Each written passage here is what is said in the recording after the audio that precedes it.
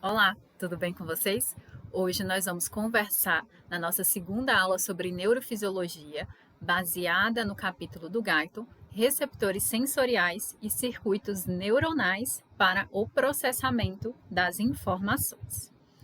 E aí, na primeira parte do capítulo, o Guyton ele vai trazer alguns tipos de receptores. Na aula passada, nós conversamos que os impulsos, as informações, na verdade, tanto do nosso meio interno quanto do nosso meio externo, eles são nessas informações, como por exemplo, temperatura, luminosidade, o contato com a nossa pele, todas essas informações elas são levadas para o nosso sistema nervoso central, para que aconteça o processamento dessa informação e o nosso sistema nervoso ele entenda o que está acontecendo e possa dessa forma enviar uma resposta adequada.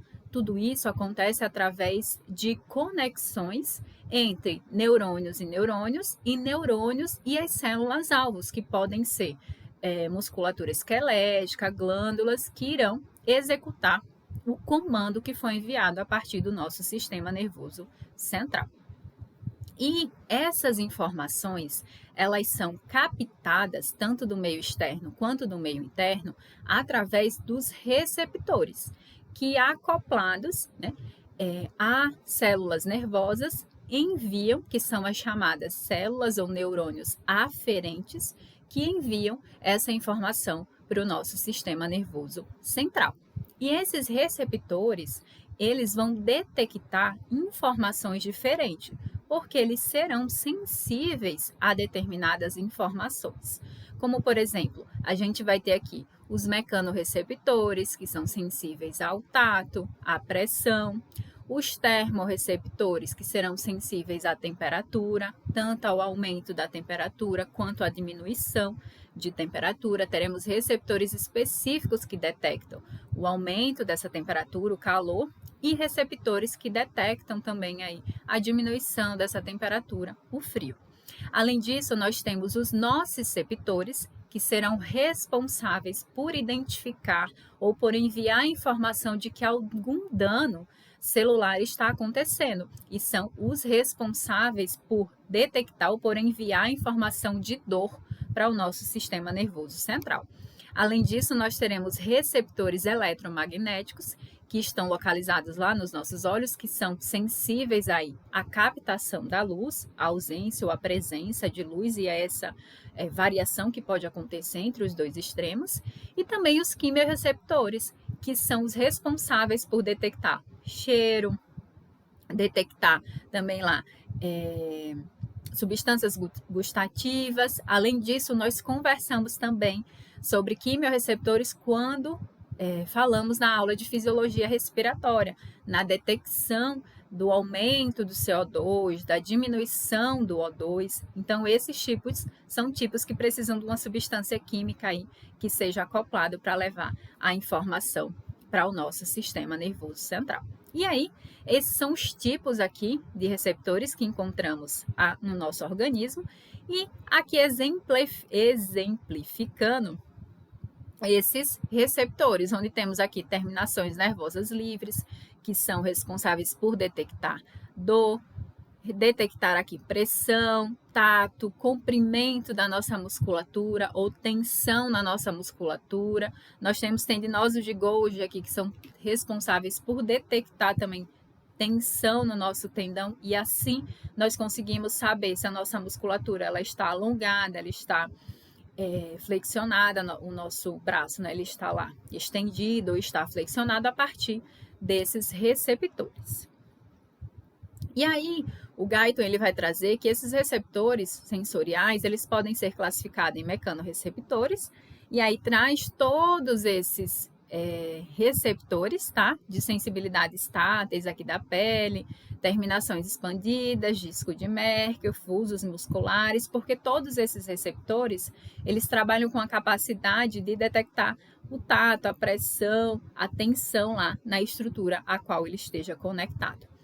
Nós teremos aqui termorreceptores, como eu falei para vocês, os nociceptores, os receptores eletromagnéticos e também aqui os quimiorreceptores, como eu já havia falado no slide anterior. Então, o Guyton ele vai trazer um quadro aí com a classificação de todos esses receptores e onde esses receptores eles podem se encaixar. Como vocês viram aqui, as terminações nervosas elas podem detectar tanto essa tensão, essa pressão no local, como também eles são responsáveis por a captação ou a percepção, aí, né, a sensação a receber essa informação de lesão no nosso tecido. E aí eu falei para vocês, né, que cada receptor ele consegue aí enviar uma informação para o nosso sistema nervoso central. E eu falei para vocês várias formas aí. Então, como 2 tipos de receptores sensoriais eles conseguem detectar tipos diferentes de estímulo, como é que eles conseguem captar? Como é que eu sei que eu tenho que enviar uma informação de dor? Como é que eu sei que eu tenho que enviar uma informação de temperatura? Porque esses receptores, como eu falei inicialmente, eles possuem sensibilidade diferenciada, ou seja, cada tipo de receptor ele vai ser muito sensível a um tipo de estímulo para o qual ele é especializado. E, ao mesmo tempo, é praticamente insensível a outros estímulos sensoriais. Então, dessa forma, cada receptor ele vai enviar uma informação. Nós não teremos receptores de luminosidade, por exemplo, os cones e os bastonetes, lá as células do nosso olho, enviando a informação de som. Ou ainda, nossos quimiorreceptores lá, de percepção da quantidade de CO2 que existe lá no nosso corpo, enviando informação de vibração ou de dor.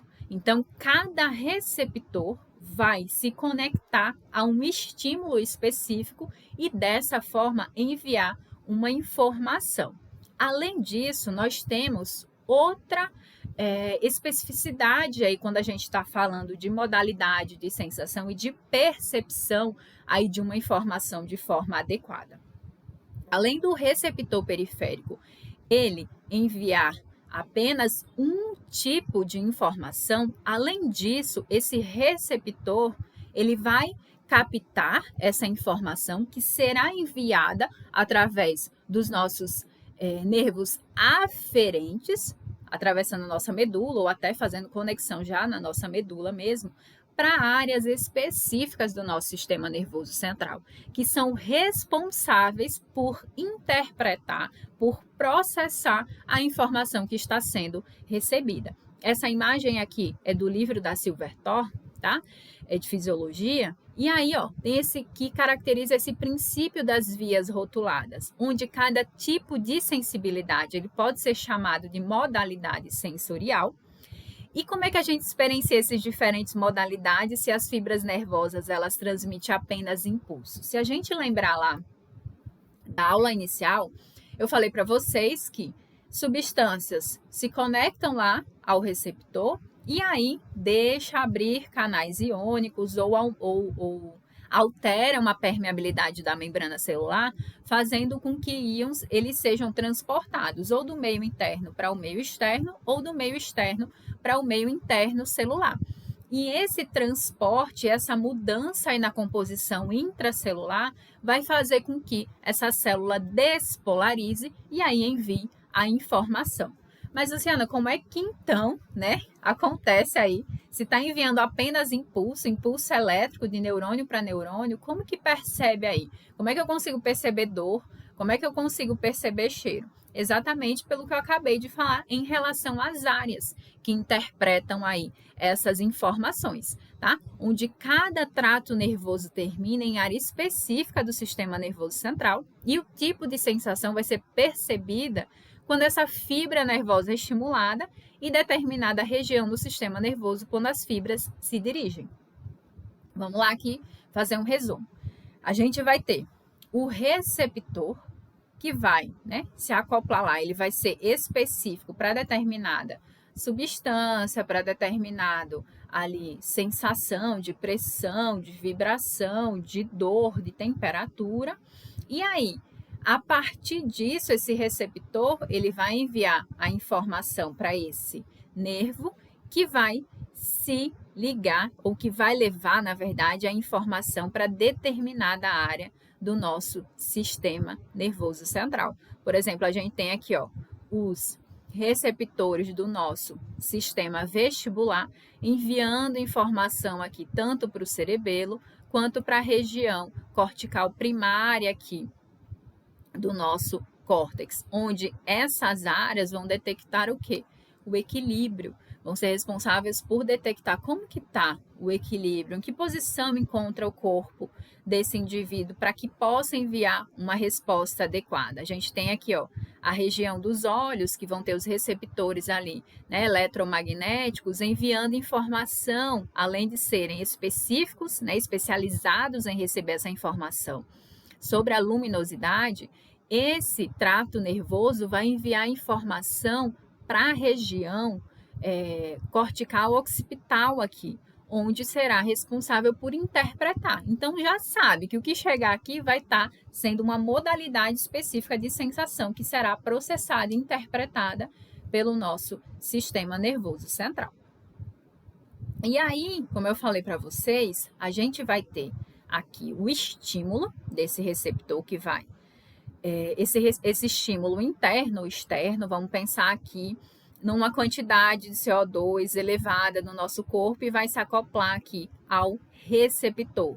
Ou então a uma pressão mesmo. A gente pega uma caneta e toca aqui na nossa pele. Se vocês fecharem os olhos, né, pedirem para alguém tocar aí na pele de vocês, vocês vão saber exatamente o que está tocando, se está com pouca intensidade, com menos intensidade, onde está tocando, porque esse estímulo externo que está sendo, né, colocado aí na pele de vocês está sendo aqui, ó, o estímulo direto nesse receptor. E esse estímulo vai excitar o receptor e terá como efeito imediato uma mudança no potencial elétrico da membrana do receptor. Ou seja, eu tenho receptores na minha pele específicos que irão detectar essa informação da pressão na minha pele. E aí esse estímulo externo aqui, fazendo uma pressão na minha pele, irá causar modificações na membrana celular do meu receptor. E aí, vamos pensar aqui, uma pressão, o receptor responsável por detectar essa pressão, e aí vai alterar essa membrana celular. Essa alteração da membrana celular vai ser o considerado inicialmente aqui, ó, o potencial receptor, que é gerado a partir de um estímulo sobre o nosso receptor.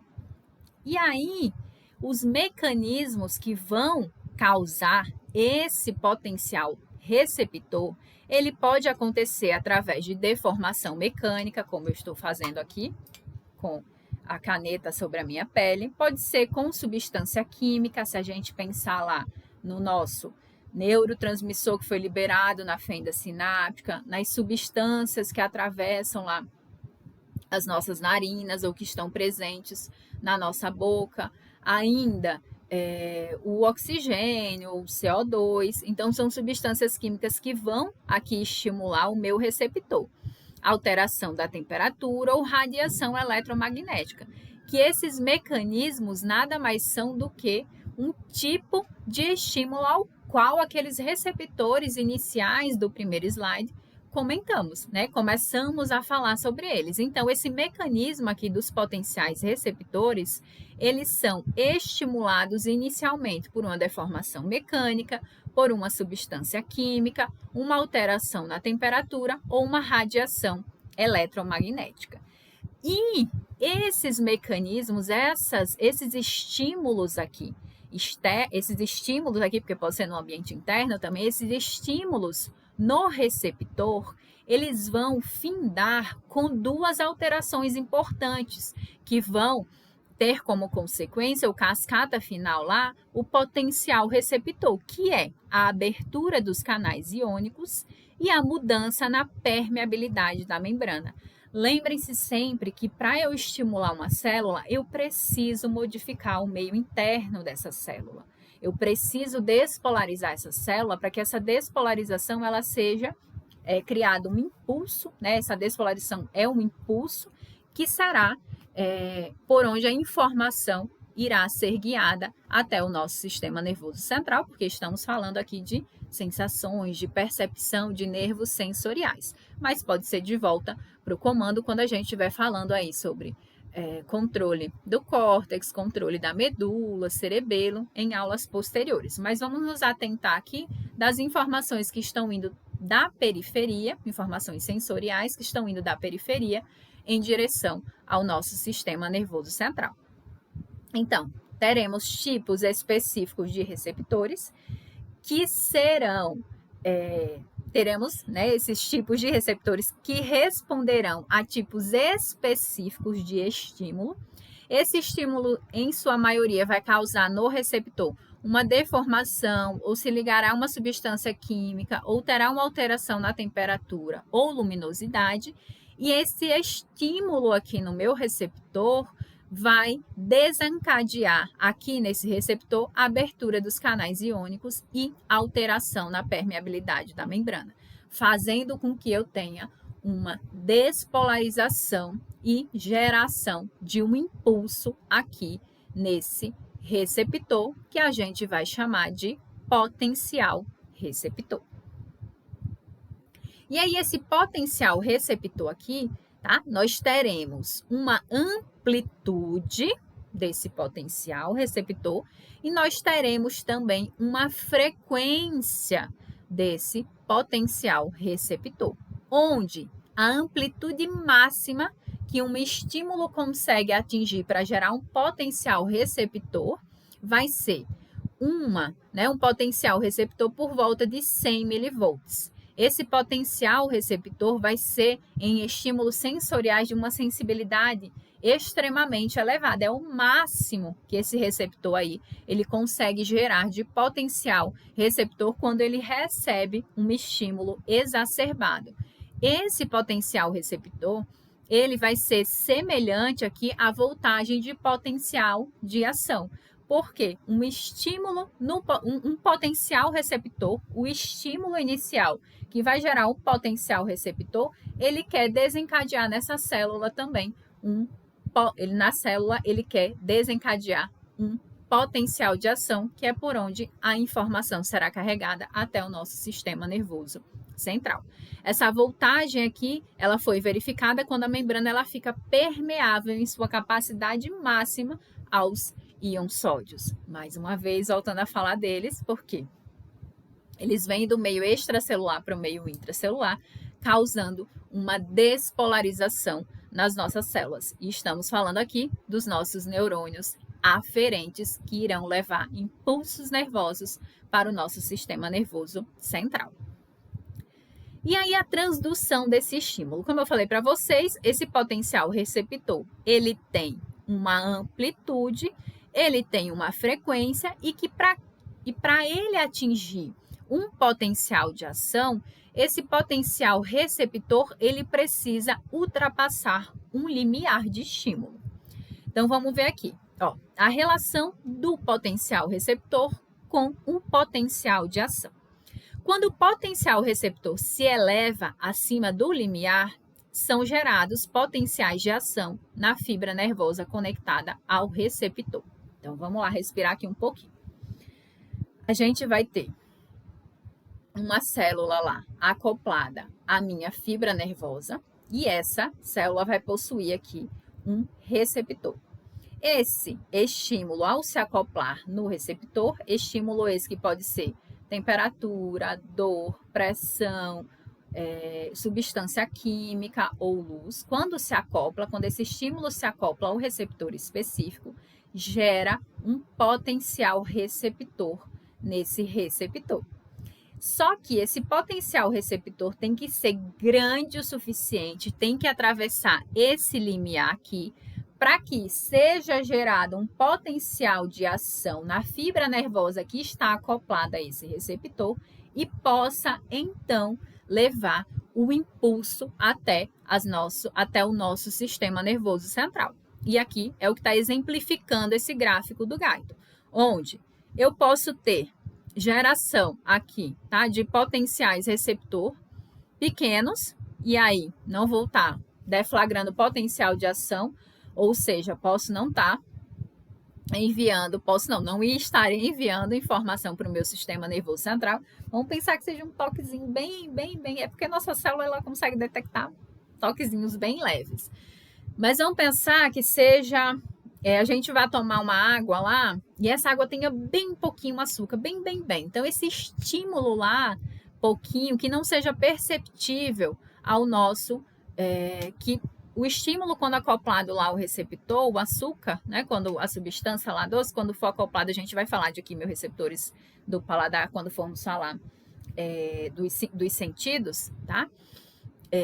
Vai estar muito pequeno e não consiga perceber isso, porque não ultrapassou esse limiar para gerar um potencial de ação, tá? Ou então, um machucado seja tão pequeno que a gente não consiga perceber, tá? São estímulos muito pequenos que geram potenciais receptores, mas não ultrapassam esse limiar o suficiente para gerar um potencial de ação na fibra nervosa, que então será responsável por enviar um impulso para o nosso sistema nervoso central.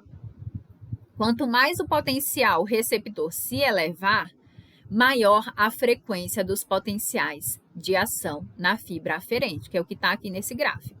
A gente vai ter aqui o potencial receptor gerando aqui os potenciais de ação na nossa fibra nervosa. Então, ultrapassou o limiar, começou a gerar um potencial de ação. Só que esse potencial de ação aqui, ó, tá bem espaçado.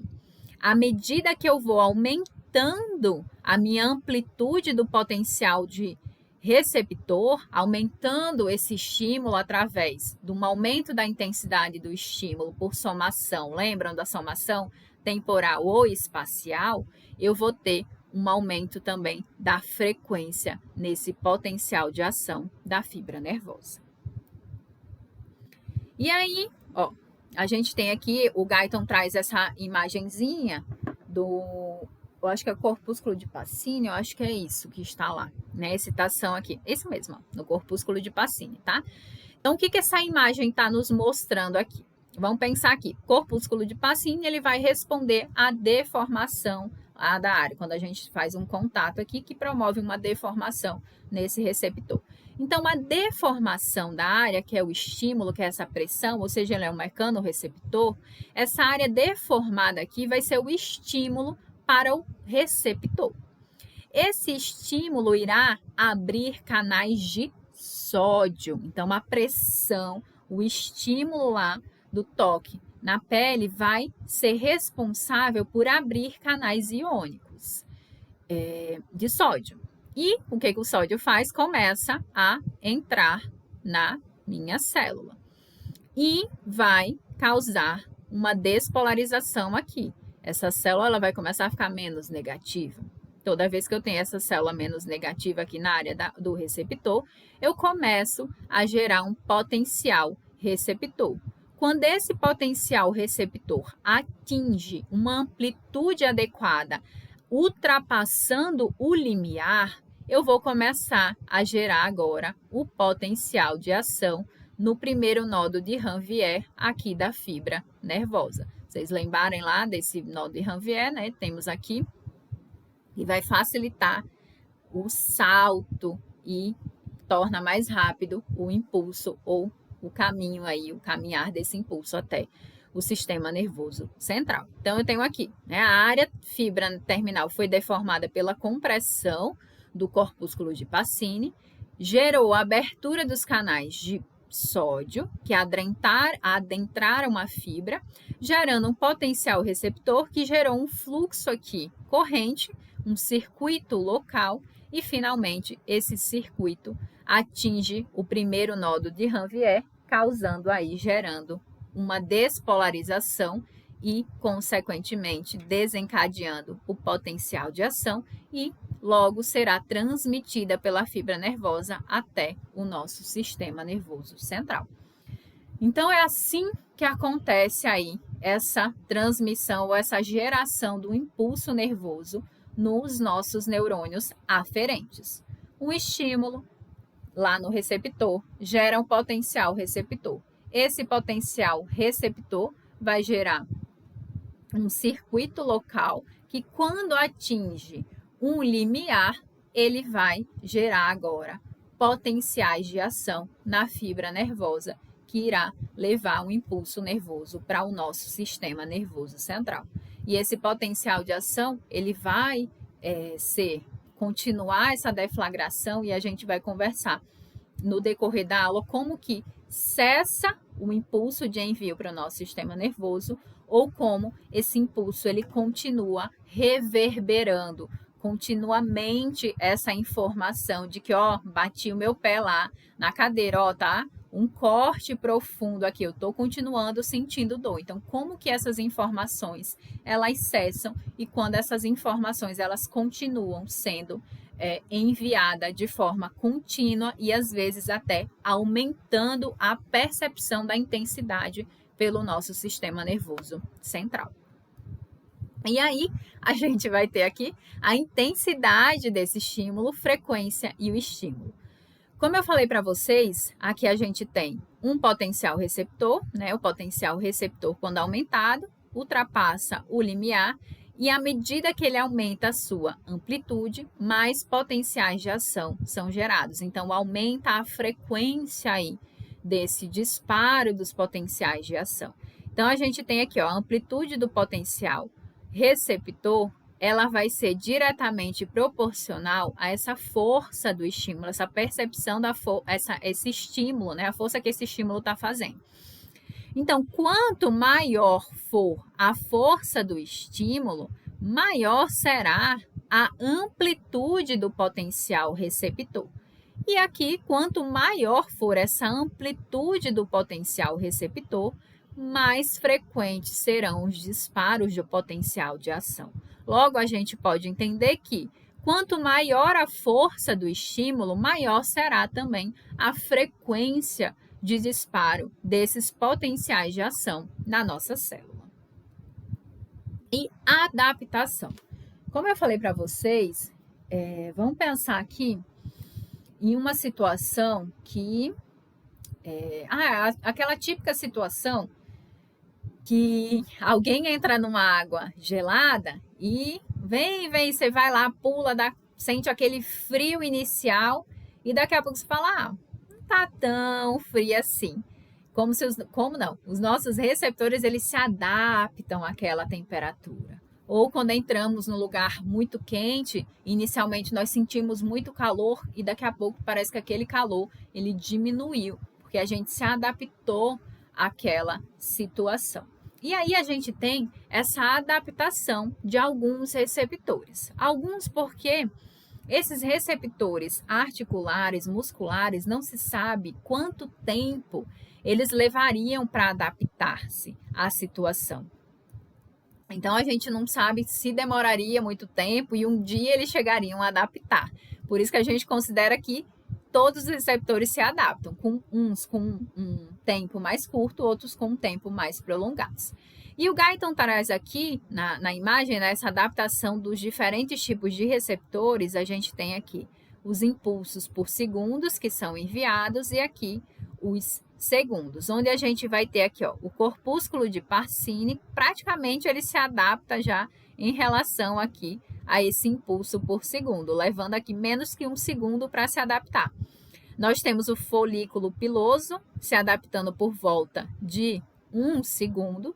E como eu falei para vocês, a gente tem aqui esses receptores articulares e do fuso muscular, que detectam a localização da nossa articulação e comprimento e tensão do nosso fuso, do nosso músculo. Eles não se sabe quanto tempo eles levam para se adaptar a esse estímulo que é enviado através dos receptores. E aí, a gente tem aí os mecanismos pelos quais os receptores se adaptam. A gente vai ter, que esse mecanismo de adaptação vai ser diferente para cada tipo de receptor. E esses receptores, eles se adaptam modificando as concentrações de substâncias químicas sensíveis. Eles podem se adaptar pela própria estrutura do receptor, como aquele corpúsculo lá de Pacini. Quando a gente faz pressão num determinado região do receptor, É como se ele tivesse um líquido, é como ele tem um líquido, e daí daqui a pouco o líquido se ajusta dentro e a membrana deixa de ser tão permeável aos íons sódios, e aí essa informação ela não vai ser tão intensamente enviada para o nosso sistema nervoso central. E essa acomodação aqui desses receptores nada mais é do que levar um fechamento dos canais iônicos ou ainda uma diminuição da permeabilidade da membrana. Lembram? Se para eu gerar um estímulo eu tenho que abrir os canais de sódio e aumentar a permeabilidade da membrana, para que esses receptores eles se adaptem, eles se acomodem aí a esse estímulo, eles precisam necessariamente fechar esses canais iônicos ou ainda diminuir essa permeabilidade da membrana aos íons sódios, tá? E aí a gente vai ter dois tipos, a gente pode dividir esses receptores em dois tipos principais, como a gente viu aqui nessa imagem, a gente tem esses dois tipos aqui, ó, que rapidamente se adaptam. E temos esses dois que parecem levar um tempão para se adaptar, se é que se adaptam em algum momento, né? Mas a gente considera esses dois últimos aí, os receptores articulares e do fuso muscular, receptores de adaptação lenta ou receptores tônicos. Quais são as características desses receptores? Inicialmente, esses receptores eles estão presentes nos fusos musculares e dos aparelhos tendinosos de Golgi o tempo inteiro. Se você, botar a mão aqui, deixar lá, fechar o olho, terminar essa aula toda, tudo bem que vai sentir uma dor nesse braço. A gente vai lembrar o tempo inteiro, a gente sabe onde esse braço está, eu não preciso me mexer, eu não preciso olhar para saber qual a posição da minha musculatura. Eu sei se esse punho ele está fazendo uma flexão ou uma dorsoflexão. Então, eu sei continuamente onde está o comprimento de cada músculo através desses fusos musculares e dos aparelhos tendinosos de Golgi. Então, eles têm uma adaptação lenta. Nós temos os receptores da mácula do aparelho vestibular. Posso ficar um tempão aqui parada com a cabeça, né? Que vocês sabem que o aparelho vestibular ele vai ser com o movimento da cabeça, o movimento do corpo para cima e para baixo, que vai movimentar os líquidos dentro desses canais semicirculares que estão presentes no nosso aparelho vestibular, o sáculo e o utrículo também. E aí a gente consegue perceber a informação, receber a informação da periferia. Mas eu ficando aqui paradinho, eu sei o tempo inteiro, né? O meu corpo está recebendo a informação lá que esses cristais estão sobrepondo os receptores. A gente tem os receptores da dor. Imagina se os receptores da nossa dor se adaptassem. Se cortassem lá o pé e não visse.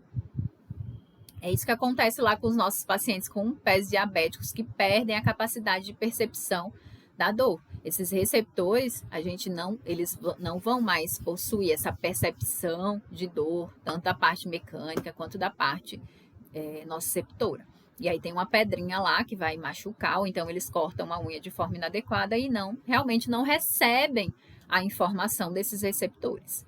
E aí esse receptor de dor é importante que continuamente ele fique enviando a informação para que a gente saiba que o tecido está sendo lesionado e aí arrume, o sistema nervoso ele consiga encontrar uma solução ou se afastar do estímulo que está causando aquela dor. Baroreceptores do leito arterial, aqui eles têm, como está aqui, tem uma adaptação lenta. Quando vocês lembram lá das aulas de fisiologia respiratória, eu conversava com vocês que os baroreceptores, eles se adaptam em determinado momento, que a adaptação é lenta, mas eles se adaptam. Por isso que ele é o de primeira escolha para alterar lá nossa respiração, nossa pressão, nosso fluxo sanguíneo, mas não é o único responsável por detectar, porque se a gente mantém uma pressão arterial elevada o tempo inteiro, o que acontece? Ele vai se adaptar àquela pressão ali e vai enviar informação como se tivesse tudo bem, tá? E os quimiorreceptores lá também dos nossos seios carotídeo e aórtico que detectam a concentração de oxigênio. Eles também, CO2, eles também são receptores de adaptação lenta. Então, inicialmente eles são utilizados, mas como eles se adaptam, o corpo ele se utiliza de outras informações para responder de forma adequada às alterações do nosso organismo de forma interna. E nós temos os receptores de adaptação rápida, que são aqueles iniciais, onde são estimulados apenas quando a força do estímulo se altera. Então, esses receptores de adaptação rápida, como eu dei lá a informação dos receptores de temperatura, então você entra lá, se adapta, para que esse receptor ele seja estimulado novamente, eu preciso ter uma variação nesse estímulo. Então, eu tenho esses receptores do ITOC lá, os folículos pilosos, como está presente lá no nosso gráfico. Então, esses receptores, eles se adaptam rapidamente, e aí, para que eles sejam novamente estimulados, eu preciso ter uma variação dessa força do estímulo. E falamos de receptores, falamos dos tipos de receptores, falamos dos tipos de estímulos que desencadeiam esse potencial receptor, como que gera esse mecanismo, como que esse estímulo gera esse potencial receptor, que é através da abertura dos canais iônicos das células, ou ainda aumento da permeabilidade da membrana celular. E a partir da geração desse potencial receptor, quando esse estímulo, ele envia sinais, né? Ele tem uma amplitude, ele tem uma força adequada, que faz com que o potencial receptor, ele atravesse o limiar, vai acontecer a geração do potencial de ação na fibra nervosa acoplada a esse receptor. Gerou potencial de ação, vai ter impulso sendo levado para o nosso sistema nervoso central. E esse impulso vai carregar com ele as informações da periferia. E eu estou falando aqui que essa fibra nervosa, ela vai enviar a informação através desse impulso gerado pelo potencial de ação.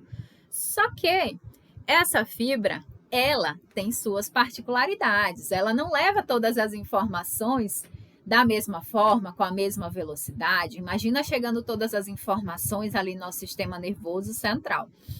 Tudo bem que ele seleciona, ele sabe selecionar o que é importante, ele sabe focar, como a gente viu na primeira aula.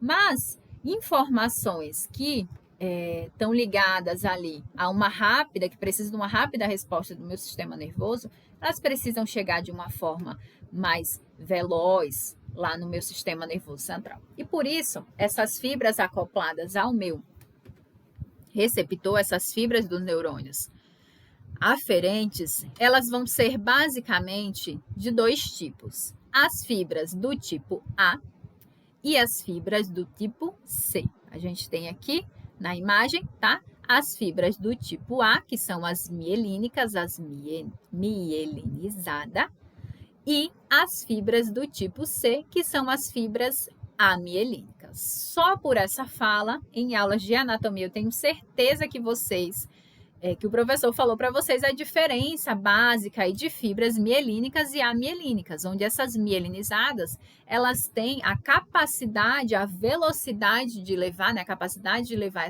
essa informação de forma mais veloz do que as fibras amielínicas. E aí o Guyton traz aqui as diferenças em relação ao diâmetro. As mielínicas, elas têm maior diâmetro comparadas às amielínicas.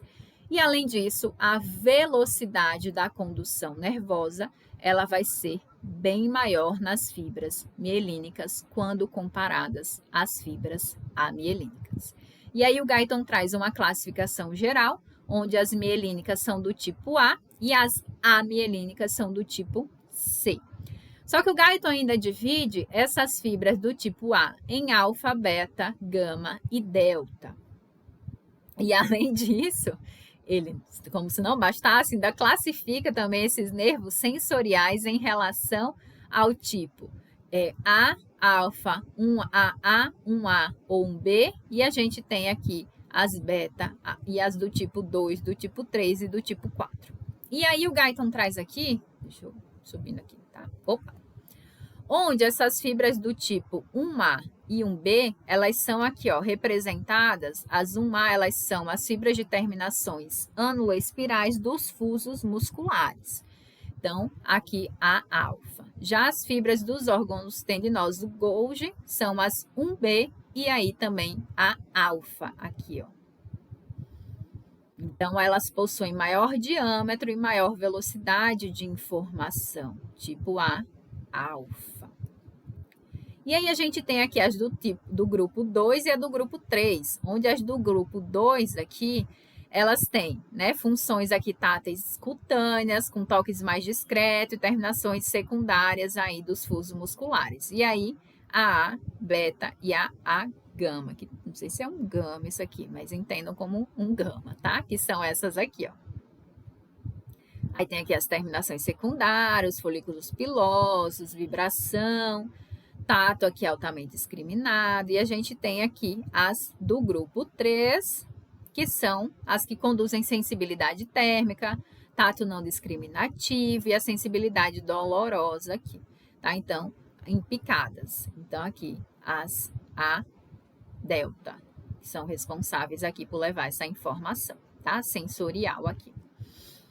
E por último, ele traz aqui essas fibras amielínicas de condução das sensações de dor, coceira, temperatura e tátil não discriminativa. Quando ele fala tátil discriminativa, é a capacidade que a gente tem de discriminar 2 pontos na nossa pele. E a não discriminativa, quando a gente não consegue. A gente vai falar isso nas próximas aulas, diferenciar esses 2 tipos de sensibilidade, vai dar para vocês testarem aí em alguém, então como que faz esse tátil discriminativo, não discriminativo, é um teste que vocês fazem aí nos pacientes de vocês, o pessoal que faz atendimento, tá? O pessoal da clínica aí faz esses testes, eu vou trazer aí como é que vocês podem fazer esse teste, por onde está enviando, tem até vamos especificar qual a região da medula que estará passando essa fibra nervosa que vai levar a informação de temperatura e informação de dor. São por locais diferentes na nossa medula. Por isso que um paciente lesionado medular, ele pode sentir temperatura e pode não sentir dor. Tá? Ele pode sentir tato discriminativo e pode não sentir outras sensações, porque são regiões diferentes da nossa medula por onde vão passar essas fibras nervosas. Claro, falando de um paciente que teve lesão medular do tipo que não seja do tipo incompleta. Se for lesão completa, aí vai atingir todas as áreas, tá? Mas aí são conversas para as próximas aulas. Ok, então vamos seguir aqui. E aí, estou falando aqui, nós falamos sobre. Inicialmente falamos sobre o tipo de receptor, o tipo do estímulo, os mecanismos pelos quais esses estímulos geram uma alteração no receptor, que chamamos de potencial receptor.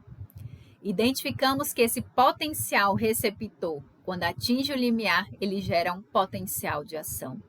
Que esse potencial receptor, ele vai estar diretamente ligado à amplitude, à força e à frequência desse estímulo, que também irá influenciar diretamente na amplitude e na frequência do potencial de ação. Falamos ainda que, quando gerado esse potencial de ação, é na fibra nervosa, que irá levar a informação para o nosso sistema nervoso central através de impulso. E que essa fibra, ela pode ser basicamente de 2 tipos, amielínica e mielínica, dependendo do diâmetro e da presença dessa bainha de mielina na fibra nervosa, será direcionado de uma forma mais veloz ou menos veloz a informação até o nosso sistema nervoso central. Ok, Luciana, entendi tudo isso. Agora, como que acontece a transmissão de diferentes intensidades? Como que eu percebo que uma caneta está tocando na minha pele de forma mais acentuada ou de forma mais levinha, mesmo se não for eu que esteja colocando muita força ou pouca força nesse estímulo? Como que o meu sistema nervoso ele consegue transmitir essa intensidade? E aí, o Guyton traz essa figura onde a gente tem aqui os receptores na nossa pele, sensíveis aqui a essa estimulação dolorosa, os nossos receptores. E aí a gente tem aqui várias regiões que se entrelaçam aqui desses receptores, levando aqui através de uma fibra nervosa. E aí ele traz aqui como estímulo fraco, um estímulo moderado e um estímulo forte, onde as diferentes graduações aqui de intensidade, ela vai estar diretamente relacionada com o aumento da quantidade de fibras paralelas envolvidas, que é somação espacial. Então, se eu faço um estímulo na região onde tem muitas fibras aqui, recebendo a informação desse receptor, obviamente, eu tenho aí uma somação espacial. Imagina que eu estou tocando aqui e aí eu adentro mais. Aí eu tenho uma maior fibra. Ou então, vamos pensar assim, eu estou fazendo o estímulo aqui. Ó. Vamos pensar que eu estou fazendo um estímulo com essa pontinha aqui da caneta, tá? E aí, daqui a pouco, eu faço com isso aqui. Obviamente, eu vou ter um campo maior aqui, eu vou estar atingindo uma maior quantidade de receptores. Consequentemente, mais fibras paralelas estarão envolvidas. Então, eu tenho uma graduação dessa intensidade por um aumento, uma somação espacial aí da quantidade de fibras paralelas que estão enviando a informação. Além disso, eu também tenho a graduação dessa intensidade pela elevação da frequência dos potenciais de ação em uma só fibra, que é a somação temporal. Imagina que eu tenho uma intensidade do sinal e aqui esses impulsos, tá? E eu tenho, vocês lembram que quanto maior a força do estímulo, maior o quê? O potencial receptor. E maior amplitude desse potencial receptor. Quanto maior a amplitude do potencial receptor, maior será o quê? A frequência dos potenciais de ação. Se eu estou tendo uma frequência maior de disparo do meu potencial de ação, consequentemente, o meu sistema nervoso entende que está acontecendo o quê? Uma força maior desse estímulo. Então, se eu estou tocando aqui é uma coisa, se eu estou empurrando a caneta na minha mão, é outra força, é outro estímulo. Então, né, outra quantidade, intensidade de estímulo.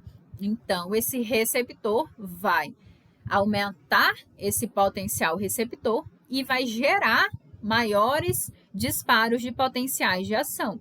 Consequentemente, o meu sistema nervoso vai entender que tem uma intensidade maior agora sendo deflagrado pelo estímulo. Então, o meu sistema nervoso ele consegue, né, transmitir essas diferentes intensidades através de duas formas. A primeira forma é a somação espacial, quando esse estímulo ele vai pegar mais fibras paralelas para gerar, para levar essa informação, para desencadear esse impulso em várias fibras nervosas, ou ainda aumentando a força do estímulo em uma única fibra, porém, esse aumento da força do estímulo fará com que mais potenciais de ação sejam deflagrados, porque o potencial de ação ele está diretamente relacionado com a amplitude do potencial receptor. E a amplitude do potencial receptor está diretamente ligada à força do estímulo. Quanto maior a força do estímulo, maior o potencial receptor, maior a amplitude desse potencial receptor, maior será a frequência dos potenciais de ação. Outra coisa também é que a transmissão e o processamento dos sinais em grupamentos neuronais. Então, a gente sabe que esses neurônios eles são organizados por grupos, onde esses grupos vão levar informação ou ainda trazer comando. E nós temos aqui um neurônio A, o B, o C e o D. E a gente tem aqui os axônios, né, os dendritos aqui do meu neurônio, vamos pensar aqui no neurônio pós-sináptico, e nós teremos aqui os axônios dos meus neurônios pré-sinápticos. A gente viu aqui que o neurônio 1, ele basicamente envia os axônios aqui para esse neurônio A, um pouquinho para o B e um pouquinho para o C. Já o neurônio 2, ele envia bastante axônios aqui para o neurônio D, um pouquinho aqui para o neurônio C e uns 2 aqui para o neurônio B. Essa imagem é meramente ilustrativa, tá, gente? E aí essa transmissão, né, essa organização aqui dos neurônios, eles acontecem por grupamento. A gente vai ter neurônios enviando uma determinada informação de forma divergente ou de forma convergente. E aí a gente vai para essa segunda imagem aqui, onde a gente vai ter, tá? Regiões aqui, a gente tem uma fibra nervosa.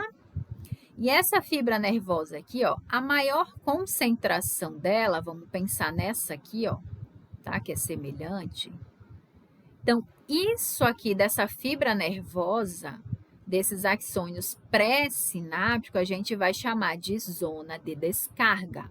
Ou seja, lembram que eu falei na primeira aula que um só, né, axônio chegando lá na fibra, ou na célula-alvo, um só potencial de ação não vai ser possível deflagrar toda a modificação na célula pós-sináptica. Eu preciso de vários potenciais de ação chegando, né? Aqui a gente tem vários axônios aqui nessa região que irão deflagrar o potencial de ação ou a mudança, que é a abertura, na verdade, dos canais iônicos dessa célula pós-sinápticas. Então, aqui eu vou ter uma zona de descarga, que é uma zona que tem a capacidade de estimular a célula pós-sináptica e esse estímulo atravessar o limiar, e atravessando o limiar gera potencial de ação, gera despolarização na célula. E aí eu tenho a minha resposta. Entretanto, eu tenho essas áreas aqui, ó, que são áreas que foram facilitadas. Beleza, ele está fazendo o trabalho dele, quer disparar ali, quer enviar a modificação. Porém, sozinho não vai conseguir deflagrar o potencial de ação, a despolarização na minha célula-alvo. Eu vou precisar de outras aqui, né, de um auxílio de outras unidades. Então, é isso que acontece aqui, estímulos limiares, ou seja, estímulos que acontecem aqui na zona de descarga, como exemplo, aqui ele tem essa zona aqui e essa zona aqui, que são zonas de descarga, que são capazes de gerar estímulos limiares ou excitar a célula pós-sináptica. E eu tenho aqui as zonas facilitadas ou de estímulos sublimiares que facilitam a deflagração aí do potencial, mas precisam de auxílio. Então, a gente teria aqui, ó, esse 1, ele tá aqui, ó, facilitando na B. Só que precisa da ajuda do B e outras aqui, do 2, na verdade, para que aconteça o estímulo, para que aconteça a excitação. Bem como nesse neurônio aqui, pós-sináptico do C.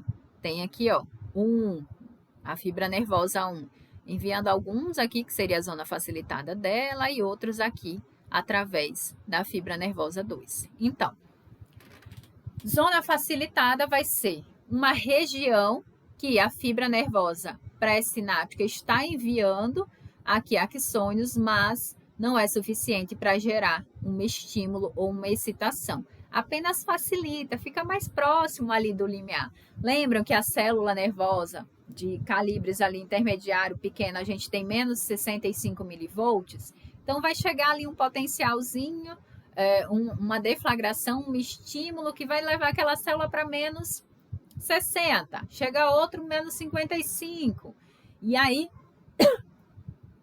vai facilitar. Lembram que tem que ser uma diferença de 20 volts, 20 milivolts para deflagrar o potencial de ação. Então, cada um fazendo um pedacinho está facilitando a que essa excitação aconteça. Mas, quando essa zona aqui é a descarga mesmo, a zona de descarga, acontece a excitação. Então, tem essas diferenças aqui nos grupamentos neuronais. E vamos pensar que não é só excitação. Pode acontecer da mesma forma com a inibição, tá? Causando a inibição ou facilitando a inibição. Qual que é a diferença da excitação e a inibição? Aí vocês vão voltar lá na primeira aula e vão rever a parte dos canais iônicos. Na+, né, o sódio, potássio, cloreto e o cálcio, como que a abertura ou fechamento desses canais vão provocar na célula pós-sináptica uma excitação ou uma inibição. E aí essa transmissão também desses sinais através dos nossos neurônios, ela pode acontecer de forma divergente e essa divergência ser amplificadora, como um sinal aferente ele vai se espalhar para um número progressivamente maior. Ó, eu tenho aqui um sinal chegando e aí ele vai se espalhando para mais outros neurônios ao longo aí desse caminho. O tipo de sinal para fibras musculares esqueléticas. Vai chegar um sinal lá e ele vai se espalhando, porque quanto mais fibra for despolarizada, maior vai ser a capacidade da gente gerar o movimento. Obviamente que não é só um neurôniozinho que vai causar, está uma fibra nervosa, um axônio, só que vai gerar a contração da fibra muscular. A gente vai ter que ter várias deflagrações aqui para que aconteça essa contração muscular. E a divergência em tratos múltiplos, ó. Um sinal só é transmitido em várias direções, em duas direções aqui no caso. Eu tenho um sinal que vai dividir em duas, um sinal que vai dividir em duas, um sinal que vai dividir em duas. Quando acontece isso aqui, tá? Informações transmitidas pela medula espinhal, quando chegam informações da periferia, que vão lá para a nossa medula, a medula envia para o tronco encefálico e esse tronco encefálico ele acaba dividindo ainda mais essa informação, enviando para o cerebelo, para o tálamo e para o córtex cerebral. Iremos conversar sobre essas informações quando formos falar sobre controle motor, controle do movimento. E nós temos também envio de informações por convergência. Essa convergência de fonte única, nós temos aqui ó, enviando para uma única célula-alvo. Então, a gente tem múltiplos terminais de um trato de fibras aferentes que terminam no mesmo neurônio. Como exemplo, ele tem aqui né, os potenciais de ação provenientes de múltiplos terminais convergindo o neurônio que fornece somação espacial. E aqui eu tenho um aumento dessa intensidade, dessa percepção do estímulo. E eu tenho também convergência de fontes múltiplas. Eu tenho um neurônio recebendo informação de várias origens, tá? Então, de fontes múltiplas, onde possibilita a somação aí dessas informações de diferentes fontes e o efeito somado para o tipo aí dessa informação. E ele traz como um exemplo a medula espinal que recebe informações nervosas, tanto de fibras aí periféricas da própria medula, como também fibras córtico-espinais. Então, a gente também, quando for falar de controle motor, vamos conversar sobre essas áreas e informações que a medula recebe também, que envia para diferentes partes aí do nosso tronco encefálico, do nosso córtex também. E a inibição recíproca? Na primeira aula eu até conversei com vocês que para a gente contrair o bíceps, eu preciso que o tríceps ele seja inibido. Então, isso acontece através desse circuito de inibição recíproca. A gente tem aqui uma fibra aferente, no caso aqui é motora, né? Já é o comando motor, mas o exemplo aqui do slide, uma fibra aferente que vai levar uma sinapse excitatória para o neurônio 1 e uma sinapse excitatória para o neurônio 2. Aí a gente considera isso aqui um interneurônio, tá? Esse neurônio 1 recebendo a sinapse excitatória, a resposta vai ser excitação. Esse neurônio 2 recebe um comando, uma sinapse excitatória, ele vai se excitar. Porém, a função dele, quando excitado, é inibir o neurônio 3. Uma sinapse inibitória. Então, o neurônio 3, a resposta dele será inibição. A gente vai falar muito sobre inibição, excitação, dá até um nozinho na cabeça quando formos conversar de controle motor, especificamente as funções lá dos nossos núcleos da base. E aí a gente vai ver os núcleos da base lá, putamen excitando, horas inibindo, substância talâmica inibindo ou excitando o nosso tálamo, deixando aí passar a informação para o córtex e gerando movimento ou impedindo essa passagem da informação e gerando a pausa no movimento. Então, vamos conversar bastante aí desse circuito de inibição. E aí, a gente tem aqui, né, uma sinapse excitatória, essa fibra aferente que vai excitar o número 1, mas vai excitar o número 2. E esse interneurônio aqui vai responder inibindo o neurônio 3. E aí, a gente tem aquele prolongamento do sinal, como eu falei para vocês inicialmente. Como é que a gente fica recebendo essa informação de que está doendo, de que meu tecido foi lesionado? Como é que eu recebo a informação contínua do meu quadríceps que está aqui estirado, já que eu estou na posição sentada? Então, como que fica enviando essa informação de forma contínua? E aí o Guyton vai trazer, tá? Essa pós-descarga sinapse. Ela é possível que um só sinal aferente instantâneo ele gere sinal eferente sustentado. Série de descargas sucessivas ou repetitiva que dura por muito milissegundos. Então, a gente vai cair aqui nessa figura do Guyton, onde é o circuito reverberante, como causa desse prolongamento dos sinais. E a base desse prolongamento de sinais é através dos circuitos por feedback negativo. Então, eu tenho aqui, inicialmente, uma aferência que vai vir, um impulso que vai ter como resposta uma eferência. E essa resposta aqui do próprio neurônio eferente, uma das respostas vai ser estimular a célula-alvo e a outra vai ser enviar um novo estímulo para que esse neurônio continue executando o comando, continue gerando esse impulso. Além disso, nessa imagem aí é um neurônio só, mas aí pode acontecer também de ter um neurônio excitando um segundo neurônio, um terceiro neurônio e receber como feedback positivo todos os impulsos desses neurônios que foram aí excitados. A gente tem aqui a área de aferência com eferência, a gente tem aqui a facilitação, é possível também facilitar esse circuito, né, essa manutenção aí dessa geração de impulso, como também é possível inibir aqui esses impulsos. E aí a gente vai ter um feedback negativo, tá? Então, ao mesmo tempo que a gente no circuito reverberante, a gente tem a possibilidade de manter continuamente essa excitação, a gente também pode facilitar ela, aumentando ou diminuindo essa excitação através da facilitação ou ainda através da inibição de forma respectiva aí.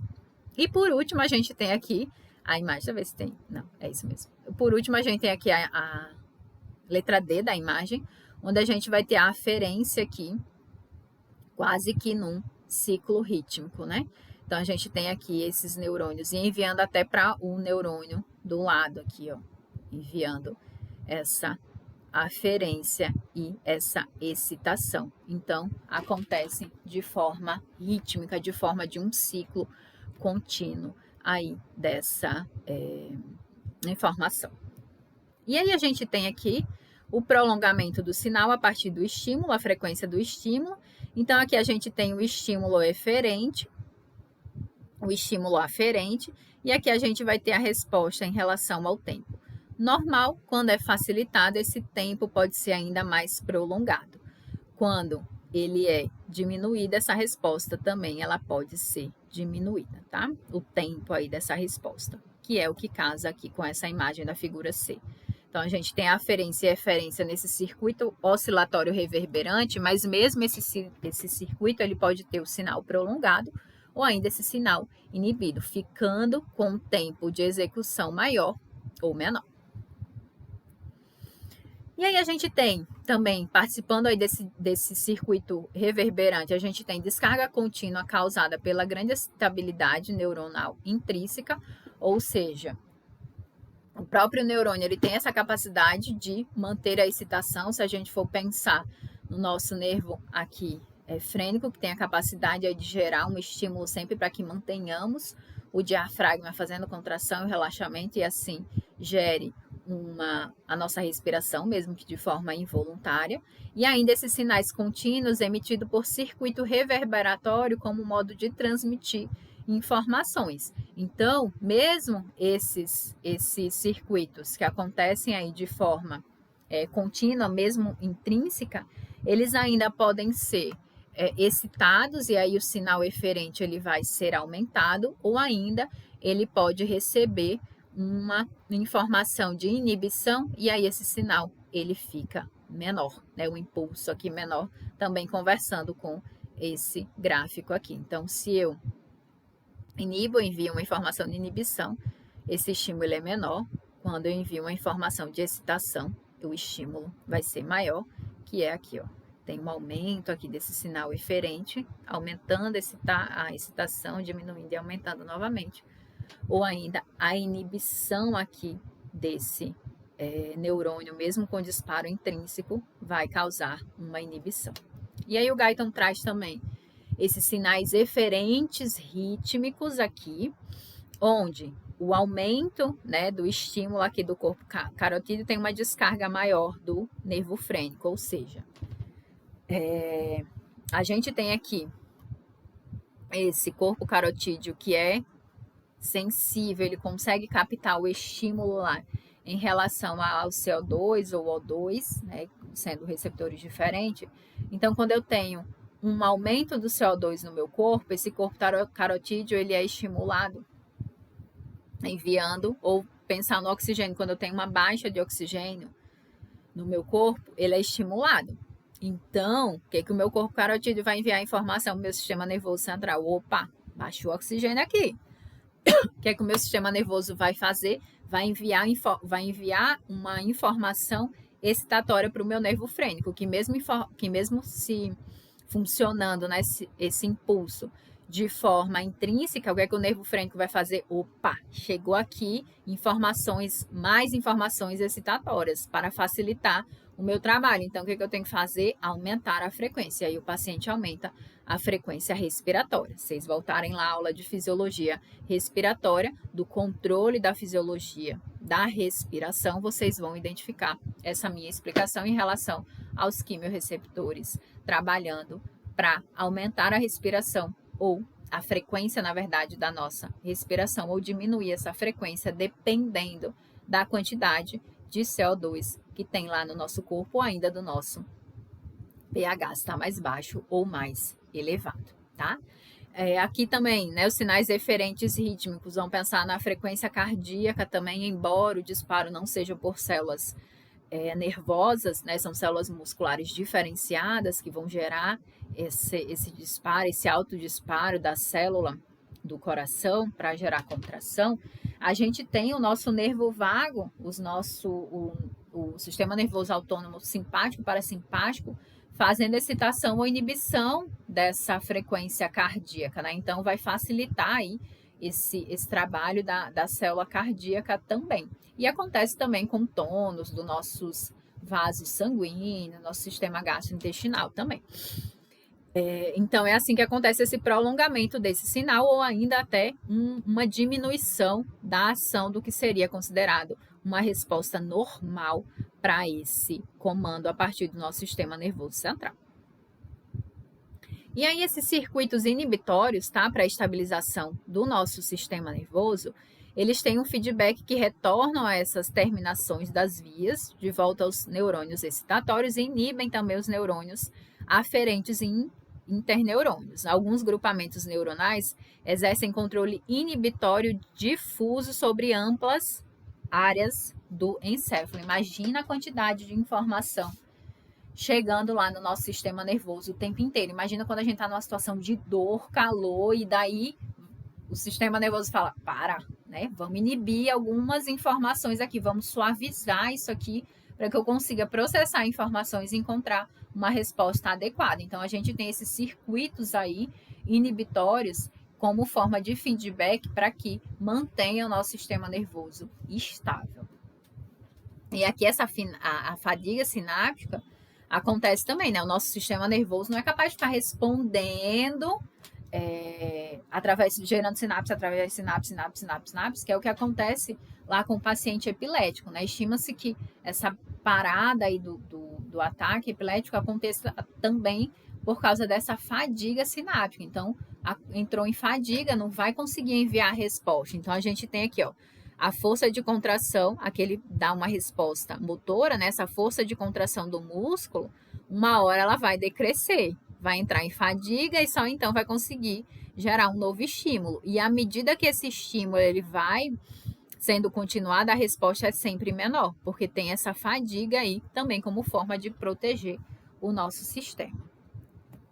Então, isso era o que eu tinha para conversar com vocês hoje. Então, só recapitulando o que foi passado hoje em relação aos nossos receptores. Então, nós conhecemos que temos vários tipos de receptores, que esses receptores eles têm uma sensibilidade específica para cada estímulo. Então, temos estímulos específicos para cada receptor, para cada tipo receptor. Então, estímulo mecânico de pressão, tato, mecanorreceptor, estímulo da luz, luminosidade, vai ter lá receptor eletromagnético, substâncias, quimiorreceptores, dor, nociceptores. Então, eu tenho estímulos diferentes para cada tipo de receptor. Que esse estímulo, ao chegar no nosso receptor, gera sempre uma alteração na membrana desse receptor. E a alteração nessa membrana faz com que eu tenha abertura dos canais iônicos ou ainda um aumento na permeabilidade da membrana. Com a entrada de sódio no interior da membrana da célula e desse receptor, acontece o potencial receptor. Acontecendo o potencial receptor, ele pode variar de acordo com a força desse estímulo. E aí o potencial receptor, à medida que vai gerar essa corrente, ele gera, em sua consequência, um potencial de ação na fibra nervosa acoplada ao receptor. Esse potencial de ação vai gerar, né, é um impulso através do qual a fibra nervosa leva a informação para o nosso sistema nervoso central. Essa informação, ela pode variar a velocidade, dependendo da fibra nervosa que estará encaminhando essa informação. Essa fibra nervosa, ela pode variar o diâmetro ou a velocidade, dependendo do tipo de fibra nervosa que está carregando essa informação. Então, isso é o contexto básico da aula de hoje. Falamos ainda sobre as regiões facilitadas, sobre as regiões onde deflagra realmente o estímulo dos nossos neurônios, como que acontece o prolongamento da informação, esse prolongamento da informação, como ele pode ser aumentado, esse tempo de prolongamento da informação, ou ainda reduzido, através aí de circuitos que vão trazer um feedback positivo, um feedback negativo, ou ainda uma excitação, uma facilitação para esse prolongamento. Então, era isso que eu tinha para conversar com vocês na aula de hoje.